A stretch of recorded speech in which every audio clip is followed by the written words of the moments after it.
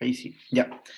Hola a todos, espero que estén súper bien. En la clase del día de hoy vamos a revisar el ensayo que ustedes me mandaron con el eje de formación ciudadana principalmente, pero hubo un alumno, creo que el Francisco Severino, que me mandó algunas preguntas extra. No sé si era del interés de todos revisarla, pero al menos me mandó algunas que era importante revisar del eje de formación ciudadana y si tenemos un poquito de tiempo revisamos las demás, ¿ya? Eh, Ahí viene entrando el Fabián que me mandó las respuestas. Hola Fabián, gracias por mandarme el material, por cierto. Hola, profe. Hola, espero que estén todos súper bien. Y antes de empezar a revisar, Francisco Severino me mandó algunas que voy a priorizar, pero no sé si alguno de ustedes seleccionó aquellas preguntas que le importaba hacer como una revisión como más exhaustiva, porque como son 20, no me acuerdo, 24 preguntas, no sé si lo alcanzamos a revisar todo en detalle, pero tengo la 47, la 48, la 51, la 60 y la 67. No sé si alguno de ustedes tiene otra que me quiera decir para anotarla y revisarla antes. Si no, Yo, profe, la 41, por la 40 y ¿cuánto? 41. Ya, esa no está en el eje, pero la revisamos igual, 41. Ay, verdad. No le No, importa, pero ignórenme. la revisamos. Era la 51, perdón, es que tengo los números mal. Ah, la 51 segura. Ya. Ah, pero Sí, esa también la tenía marcada, la 51. Ya, pero bueno, ahí me irán diciendo en el camino.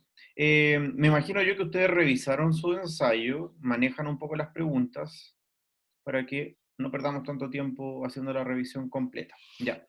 La primera que vamos a revisar es la pregunta 47. Antes que todo, ¿ven bien la pantalla? ¿Pueden levantar la mano o para confirmar? Ya, el Benja dice que sí, y el resto ya. Perfecto, muy bien. Ya. Me pidieron revisar la número 47, ¿ya? Aquí no sé si todo el mundo tenía dudas, y para no tener que leer yo, le voy a pedir en este caso a María José Concha, si se puede conectar para que me lea la introducción a esta pregunta. Ok, ok. La 47, ¿verdad? Sí, la primera del eje. Ya. En 1948, la Organización de las Naciones Unidas proclamó la Declaración Universal de los Derechos Humanos, sentando un precedente jurídico histórico en torno a una serie de derechos que posee toda persona y que deben ser respetados a todo evento. Esta declaración de principios éticos se ha ido materializando en una serie de tratados y acuerdos regionales e interregionales. ¿A qué se comprometían los países signatarios? Muy bien. Esta pregunta nos hace una relación respecto de las cartas fundamentales de los países, las constituciones y los derechos humanos. En algún momento, no sé si en historia, pero al menos en ciencias sociales vimos lo que era la pirámide de Kelsen, donde ustedes podían ver que las normas jurídicas tenían una cierta jerarquía o un cierto orden lógico, donde primero estaban las normas mucho más específicas, luego las leyes, los ordenamientos, luego los principios de la Constitución, pero en la cúspide, verdadera cúspide, estaban los principios de los derechos humanos. Por lo tanto, cuando un país firma un tratado regulando los derechos humanos, eso significa que esos principios están por sobre la constitución de ellos. Eso es importante de considerar porque los principios fundamentales de cada uno de los países tienen que readecuarse para que logren interpretar de buena manera estos principios de los derechos humanos. Lo que no debe ocurrir, y yo creo que a lo mejor se confundieron con la alternativa A, que dice anexar integral y literalmente la Declaración Universal de los Derechos Humanos a sus cartas fundamentales. Podría, en apariencia, parecer correcta, pero lo que no se hace es integrar todo el contenido de lo que hace la Declaración de Derechos Humanos a la Constitución, porque se subentiende que todos los países signatarios, los que firman en los tratados, van a regular sus cartas fundamentales, sus constituciones, para que se condigan con el Tratado de Derechos Humanos. En ese sentido, no es necesario hacer un copy-paste de lo que dice la Declaración de Derechos Humanos, sino que hacer una readecuación de lo que ya está escrito. Por lo tanto, la A no es del todo correcta, porque no traslada el escrito hacia la Constitución, sino que incorpora específicamente el respeto y la promoción de los derechos humanos dentro de su propia legislación. Lo que hay que hacer es una adaptación de lo que ya existe a estos contenidos de los derechos humanos, pero no un copia y pega. porque se subentiende que se van a respetar si es que el país lo va a firmar.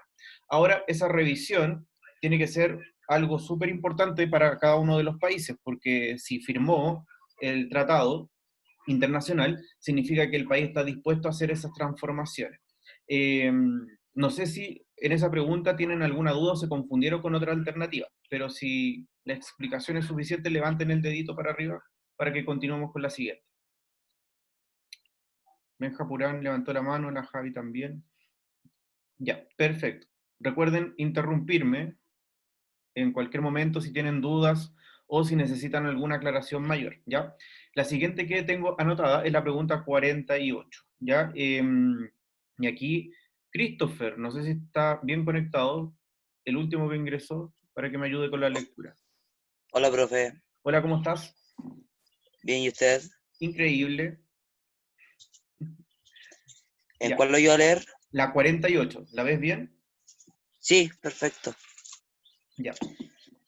Como definió el secretario general, el Estado de Derecho exige que los procesos jurídicos, las instituciones y las normas sustantivas sean compatibles con las normas de derechos humanos, incluidos los principios básicos de igualdad ante la ley, rendición de cuentas ante la ley y equidad de la protección y reclamación de los derechos. No puede existir Estado de Derecho en las sociedades si no se protegen los derechos humanos y viceversa. Los derechos humanos no pueden protegerse en las sociedades sin un sólido Estado de Derecho. El Estado de Derecho es el mecanismo de aplicación de los derechos humanos, convirtiéndolos de un principio en una realidad. Muy bien. La pregunta dice, de acuerdo a las palabras de este texto, muchas gracias Christopher, del año 2005, ¿qué se puede inferir? Hay que hacer una relación entre estos dos conceptos que son derechos humanos versus Estado de Derecho. Y ustedes ya conocen y manejan estos dos conceptos, ¿ya? Por lo tanto, a partir de ese conocimiento previo tenemos que ir descartando las relaciones. La alternativa A nos dice, los derechos humanos son jurídicamente sinónimos del Estado de Derecho. Eso no es correcto, ¿ya? Si bien son dos conceptos muy interrelacionados entre sí, no son sinónimos porque no hacen referencia a lo mismo. Los derechos humanos hablan acerca de aquellos principios que sostienen la dignidad humana y que son inalienables, que son universales, que son para todos, etc. Y el Estado de Derecho nos habla acerca de este marco regulatorio de las sociedades en el cual todos estamos circunscritos a deberes y a derechos. Por lo tanto, si bien se interconectan, son dos conceptos diferentes. Así que la A no puede ser. B, el Estado de Derecho no tiene relación con la protección de los derechos esenciales. Esa había que descartarla totalmente. Ni siquiera merece explicación. C, los derechos humanos siempre son respetados, aún sin existir un Estado de Derecho. Falso. El Estado de Derecho lo que permite es tener un marco regulatorio que permite establecer deberes y derechos propiamente tal. Por lo tanto, sanciona aquellas acciones que van en contra de los deberes y los derechos de las personas. Por lo tanto, si ocurre un evento de violación a los derechos humanos y no hay un marco regulatorio que lo regule, valga la redundancia, no hay una protección entonces de los derechos humanos. Los derechos humanos son algo tan abstracto que necesitan de una estructura jurídica que permita que se respeten dentro de las sociedades. Si esa estructura jurídica no existe, los derechos humanos se pueden violar de manera indiscriminada. Así que la C no podía ser. D. La autoridad de un Estado democrático está por sobre los derechos fundamentales. Falso, ¿ya? Ahí recuerden siempre la pirámide de Kelsen. Si bien la Constitución, el escrito, el fundamento principal de la organización de las sociedades, los derechos humanos están por sobre las constituciones. Por lo tanto, si algo dentro de la Constitución o de las autoridades propiamente tal, no se condice con algunos de los principios de los derechos humanos, entonces necesita regularse la Constitución o la distribución de poderes dentro de las leyes, pero lo que no se modifica, lo que es inmodificable, inmutable, son los derechos humanos. Así que ahí la alternativa correcta es la E, ¿ya? La protección de los derechos humanos exige un Estado de Derecho legítimo. Sin ese Estado de Derecho legítimo, las violaciones a los derechos humanos podrían ser pan de cada día. Y de hecho, donde los países tienen más violaciones a los derechos humanos son aquellos países que tienen problemas en su estructura de Estado de Derecho. Países como África, donde los estados son más bien estados fracasados, estados que no han funcionado muy bien, países que tienen marcos regulatorios muy pobres, aunque también podría ocurrir en aquellos países que tienen un marco regulatorio más o menos bueno como el nuestro, que sí ocurrieron violaciones a los derechos humanos, y no estoy hablando de la dictadura, estoy hablando del año pasado apenas. Así que mientras más ordenado es el Estado, como Estado de Derecho, menos probabilidad hay que se violen derechos humanos. ¿Estamos bien? Mano para arriba, mano para abajo. Ya, perfecto. Ya. Para Christopher, que ingresó recién, si tiene alguna pregunta que quiera revisar, dime el número nomás, ¿ya? Porque yo anoté las que me mandó solo Francisco. Así que por mientras, podrían ir revisando cuál es la que necesitan revisar ustedes en particular. Vamos a seguir con la 51, que fue otra que anoté. 51. Aquí. Aquí me va a ayudar Fabián. ¿Está por ahí Fabián?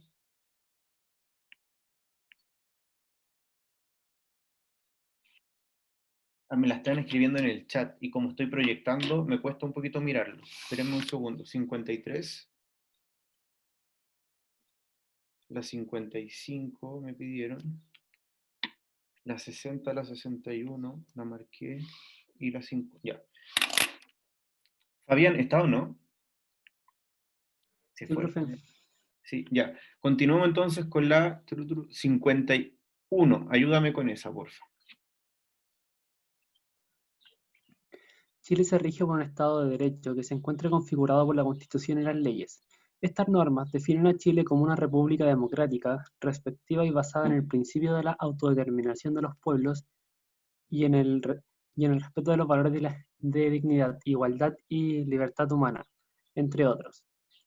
En este contexto, entre los elementos constitutivos Sí. del Estado de Derecho en Chile, ¿qué elementos se deben incluir? Ya, muy bien. Ahí yo no subrayé, sino que destaqué una palabra que es clave. Esta pregunta estaba compleja porque todas eran posibles de incorporar dentro del marco regulatorio jurídico que establece el país, pero nos están preguntando directamente por los principios los principios que regulan nuestra República Democrática, los principios que deben estar establecidos en la Constitución. Y esa palabra clave, principio, es muy relevante porque nos va a ayudar a descartar las opciones. Nos están preguntando cuál de las siguientes opciones serían principios que deberían estar contenidos en la Constitución. Revisemos. La alternativa A nos dice la supremacía del Poder Ejecutivo para aprobar las leyes que considere necesarias. El principio que está aquí determinado es la separación de poderes del Estado, ejecutivo, legislativo, judicial. Pero la forma en cómo se relacionan esos poderes del Estado no está dentro de los principios, porque puede adoptar cualquier forma y seguir siendo una república democrática. Por lo tanto, el hecho de que en Chile tenga el poder ejecutivo más poder que el legislativo, da igual que no esté en los principios de la Constitución, porque es una característica de forma y no de fondo, ¿ya? El principio es la separación de poderes del Estado. Por lo tanto, la A, como es un criterio de forma más que de fondo, no corresponde. La alternativa B nos dice, la existencia de garantías constitucionales específicas para los más desfavorecidos. Esas son leyes especiales para aquellas personas que presentan algún grado de vulnerabilidad. Por lo tanto, como es tan específica, no está dentro de los principios de la Constitución, sino que es un marco regulatorio mucho más específico y que tiene que ver con la igualdad de trato. El principio que está detrás es la igualdad de las personas, pero no la redacción de leyes en específico. C, la independencia administrativa de gobernaciones, municipios e intendencias. Eso también es un tema como muy específico que no responde a esta idea de grandes principios que regulan nuestro ordenamiento social. Así que no corresponde. D, el derecho de sufragio para todos los habitantes del país permanentes y temporales. Esto también tiene que ver con el principio de igualdad de derechos ante la ley, la igualdad de derecho a sufragio, en ese sentido, de todos los ciudadanos valemos lo mismo. Pero cómo se configura ese principio, ese ideal, a través de la forma en cómo se ejecuta el sufragio, no está dentro de los principios más gruesos de la Constitución. La E sí, ¿ya? Dice, el principio del Estado social, y de hecho utiliza la palabra principio, del Estado social destinado al logro del bien común de la ciudadanía. Quizás pueda ser un poco confuso este concepto de Estado social, ¿ya? Quizás podríamos en una primera lectura confundirlos con el concepto de Estado subsidiario, que es el Estado neoliberal, que no se preocupa de cubrir todas las necesidades de la sociedad. Pero en este caso no lo tenemos que entender como un opuesto al Estado subsidiario, sino que en el sentido de que el Estado tiene una vocación social porque busca el bien común de todo el conjunto, de todo el entramado social. Y en ese sentido, sí, el Estado tiene un carácter social. El Estado tiene como fin último proteger el bien común de todos. Si no tiene ese objetivo, malamente está cumpliendo su rol de Estado. El Estado se justifica porque necesita proteger el bien común de la comunidad. Y eso es un principio básico, ¿ya? Y sí tiene que estar contenido en estos elementos de lo más básico de la Constitución. No sé si tienen preguntas, dudas al respecto. Profe, Escucho como de ultratumba.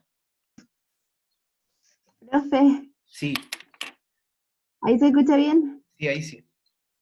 Es que yo esa la tuve buena, pero tengo como una duda igual Dime. sobre lo que dice, porque dice el principio de la autodeterminación de los pueblos y el respeto de los valores de dignidad. Ahí, cuando dice eso, como que busca una alternativa que tenga o la una o la otra, ¿no? Porque según yo, la autodeterminación de los pueblos como principio es distinto al principio de como los valores de dignidad, igualdad y libertad, ¿o no? Sí.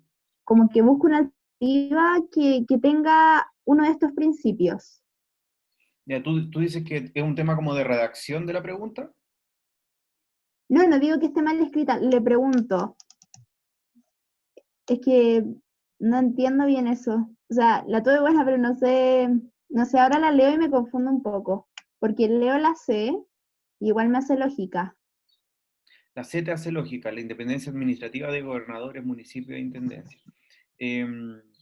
Ya, la C es falsa, aunque esté bien redactada y te genere duda, porque las gobernaciones hasta hoy día dependen directamente del Poder Ejecutivo. Los municipios son autónomos y las intendencias, que son los gobiernos regionales, que hasta hoy día todavía se llaman intendencias, dependen del Poder Ejecutivo. Por lo tanto, la C es falsa, aunque te suene, tiene información falsa, por lo tanto la podemos descartar de inmediato. Ahora, respecto del enunciado, según yo lo leo, eh, para mí representan más bien ejemplos de elementos que deberían estar como a la base de esta idea de democracia, de república democrática. Por eso la continuación de la pregunta dice, en este contexto, entre los elementos constitutivos del Estado de Derecho, como que lo anterior es como una introducción de ejemplos, como sustentando la idea de que Chile es una república democrática que resguarda los derechos de tanto, tanto, tanto. ¿Qué elementos deberían estar contenidos como principios básicos que sustenten la idea de Estado de Derecho? Para mí es como un ejemplo. No sé si lo interpreté mal o tienes más dudas. No, profe, ya entendí. Lo de la C me ayudó bastante.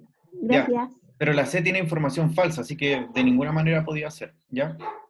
Eso. Estoy Por eso, viendo no el sabía chat. que las gobernaciones. Ah, eso recuérdenlo. Mira, quizás, no sé si lo pregunten, pero si recuerdan, este año se va a implementar como por primera vez esta ley que, no sé si este año o el próximo, no estoy tan seguro, en el que los gobiernos regionales van a ser electos como de manera democrática, pero esa ley todavía no se implementa. Entonces, por ahora todavía podemos decir que los gobiernos regionales, entiéndase como intendencias, y los gobiernos provinciales dependen directamente del Ejecutivo, los nombra el presidente de manera directa, por lo tanto no son autónomos. El único organismo autónomo es la municipalidad, con los alcaldes, que todos sabemos que hay elecciones de alcalde en particular para hacer esa elección, ¿ya? Eso. Me piden también la 53. Revisemos la 53 entonces. Aquí, me fui. Ya, le voy a pedir al azar, le voy a pedir a Benjamín Purán que me ayude con la 53.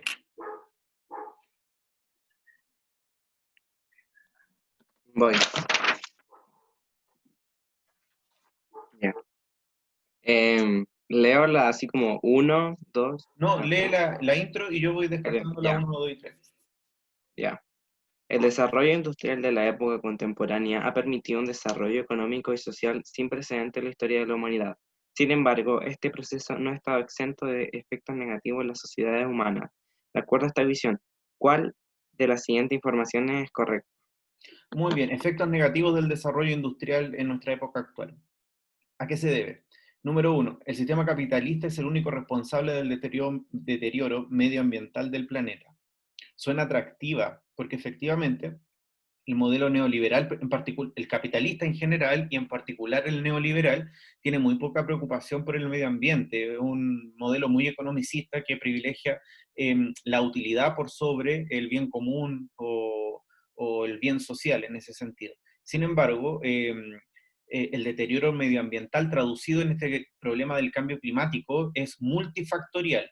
Y eso es muy relevante porque todos los problemas que nosotros revisamos en historia o en general, cualquier proceso que estamos revisando, es muy difícil que los podamos explicar unicausalmente. Por lo tanto, la premisa número 1, fíjense cómo la plantea.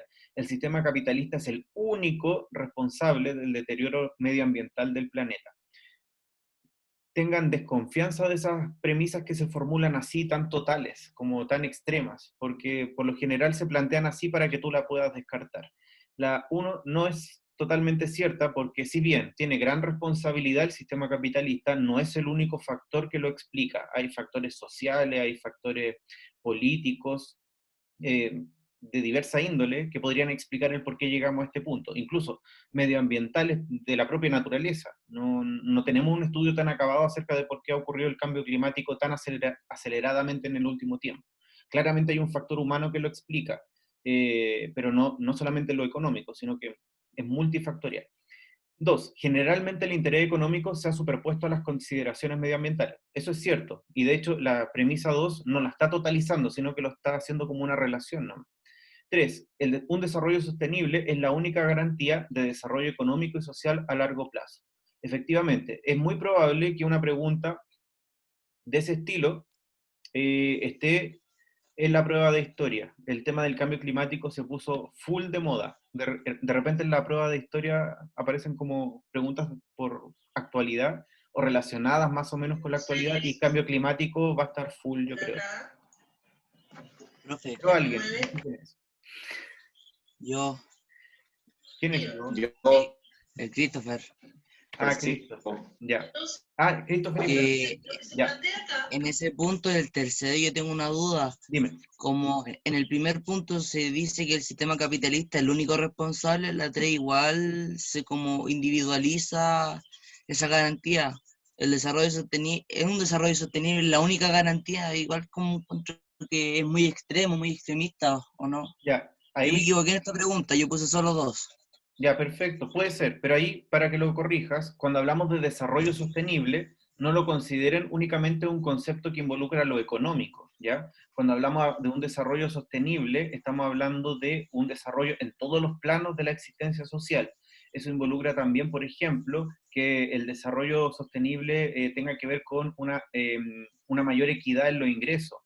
El desarrollo sostenible tiene que ver también con una protección a lo medioambiental, tiene que ver como con este triángulo, ¿ya? Lo económico, lo social y lo medioambiental. Los tres funcionan de manera como coordinada para lograr un desarrollo sustentable, ¿ya? No es únicamente lo económico, por lo tanto, si uno piensa desarrollo sostenible es la única garantía del desarrollo económico y social a largo plazo, está bien, porque involucra o interrelaciona esos tres componentes, lo social, lo económico, lo sociopolítico incluso, más que solo lo social, lo económico y lo medioambiental. O podríamos separarlo, y no un triángulo, sino que un cuadrado, lo social, lo económico, lo político, porque lo político tiene que ver con la instalación de políticas de Estado, de dirigir hacia dónde se realice el ordenamiento social, y lo medioambiental.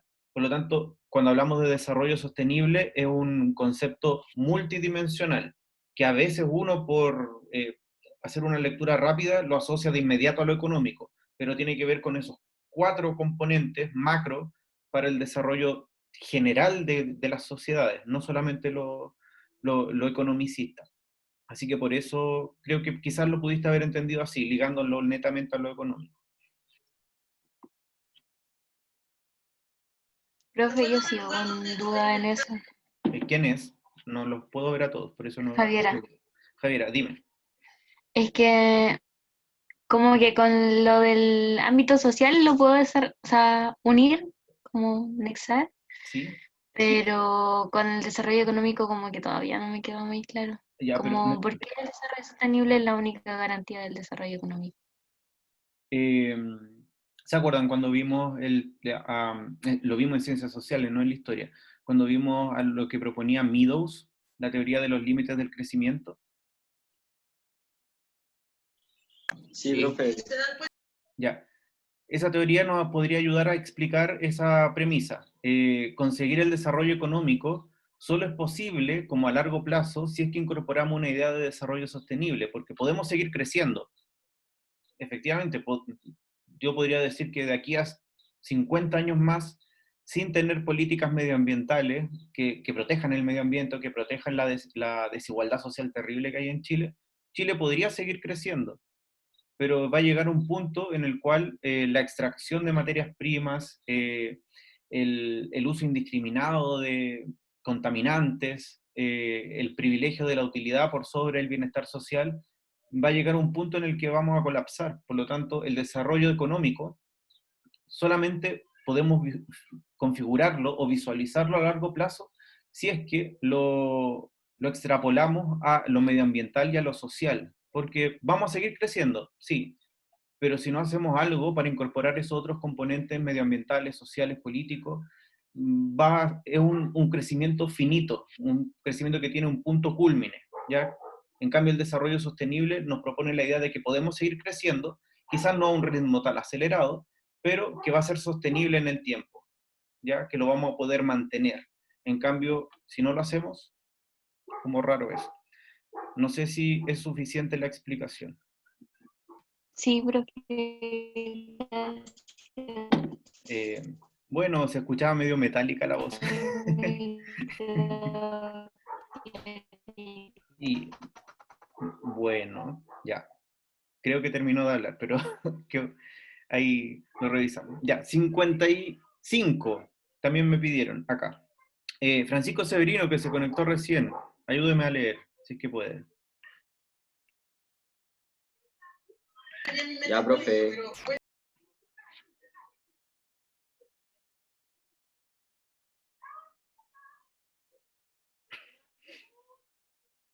¿Qué pasó? Ahora sí voy, profe. Ah, ya. Ya nos quitaron todo el borde costero con las industrias pesqueras y ahora pretenden quitarnos la riqueza natural de la isla, poner en riesgo la pesca artesanal y además el trabajo que día a día realizan los buzos mariscadores. Eso yo no lo voy a permitir y si es necesario la movilización, lo vamos a hacer. En esto estamos todos unidos y lo vamos a hacer, añadió. ¿Más? No, ahí nomás, Francisco, muchas gracias. Ya. Ya, la pregunta dice, las palabras del alcalde de la ciudad de Coronel a causa del proyecto de instalación de cultivo de salmones en el borde costero de su comuna, ¿qué situación refleja? ¿Ya? Aquí es probable que les pongan un caso que tenga que ver con el impacto medioambiental de la instalación de empresas, que tiene que ver con cambio climático, desastres socioambientales. Es una pregunta muy probable de que aparezca. Aquí en este sentido, había que entender un poco lo que nos transmitía la noticia. Es casi como de comprensión lectora. Podría también estar el lenguaje, quizás.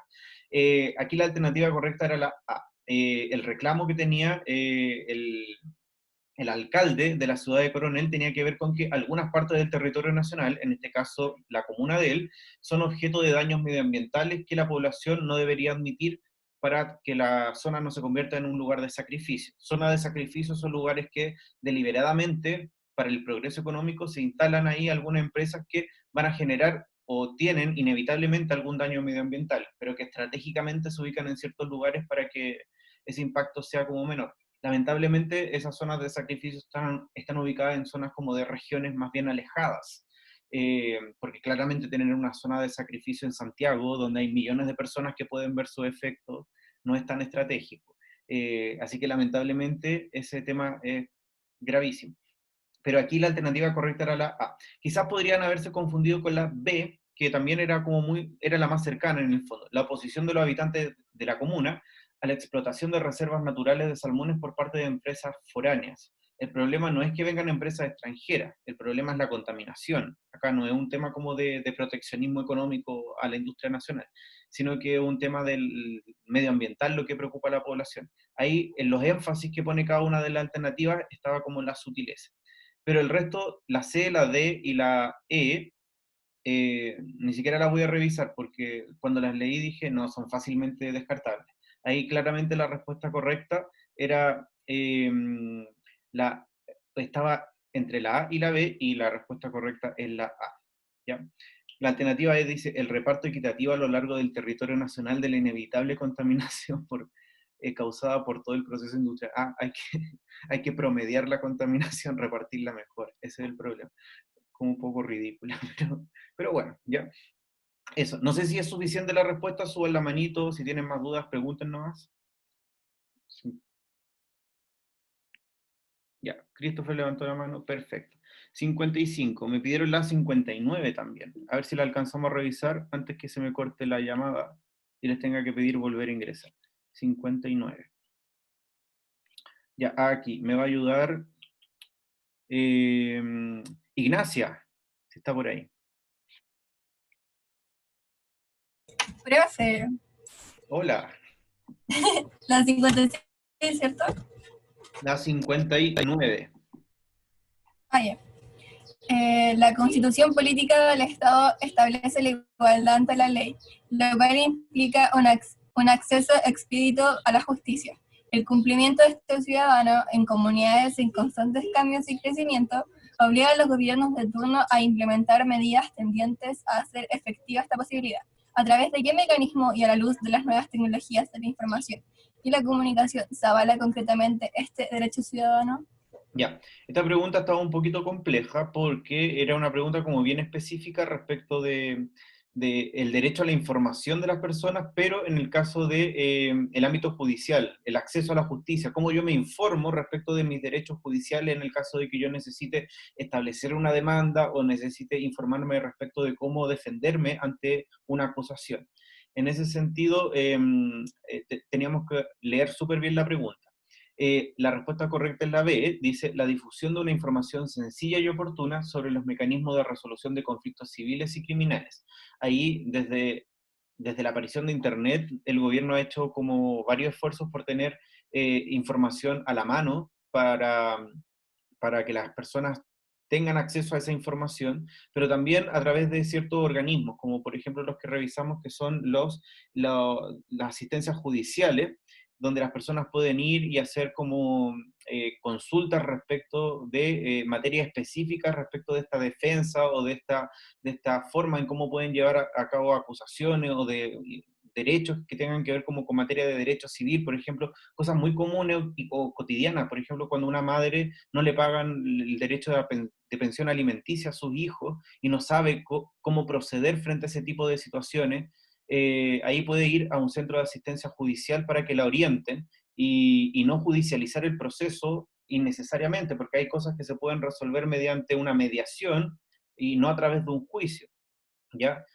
O que una familia, por ejemplo, que se le murió un familiar y ese familiar tenía como ciertos bienes, ciertas posesiones, inmuebles, y no saben cómo pasarla, cambiarle el título de propiedad hacia los herederos, que tampoco necesita un proceso de judicialización, solamente es como asistencia judicial.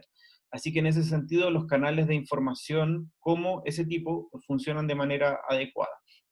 El resto de las alternativas podríamos descartarlas. La alternativa A dice, dando la posibilidad a los ciudadanos de presentar presencialmente demandas civiles y criminales en los juzgados de policía local. Sí, tienen derecho a eso, pero no responde a la pregunta. La pregunta nos pide un mecanismo para generar información, para que los ciudadanos adquieran este derecho de igualdad a la información en este plano judicial. Así que la A no responde como a esa pregunta de manera directa. C, la realización de un juicio oral y público para la resolución de causas civiles y criminales que las personas presenten ante los tribunales. Eso tampoco responde directamente a la pregunta, que nos estaba solicitando canales de información. D, la formación de un jurado imparcial de ciudadanos para resolver acerca de las causas tramitadas en los juzgados. Eso es muy gringo, pero en Chile no se ha implementado. E, la creación de cortes de apelaciones en todas las capitales regionales para presentar reclamos de última instancia. Eso es correcto, pero no responde a la pregunta que nos están solicitando. ¿A través de qué mecanismo, a la luz de las nuevas tecnologías de la información y la comunicación, se avala concretamente el derecho ciudadano, o este derecho ciudadano de la información? Así que la B era la que lo respondía más directamente. Como se me va a apagar, seguramente me dicen menos de un minuto, les voy a pedir que salgan y vuelvan a ingresar con el mismo link para que sigamos con la segunda parte, ¿ya? Así que voy a cortar para que vuelvan a ingresar.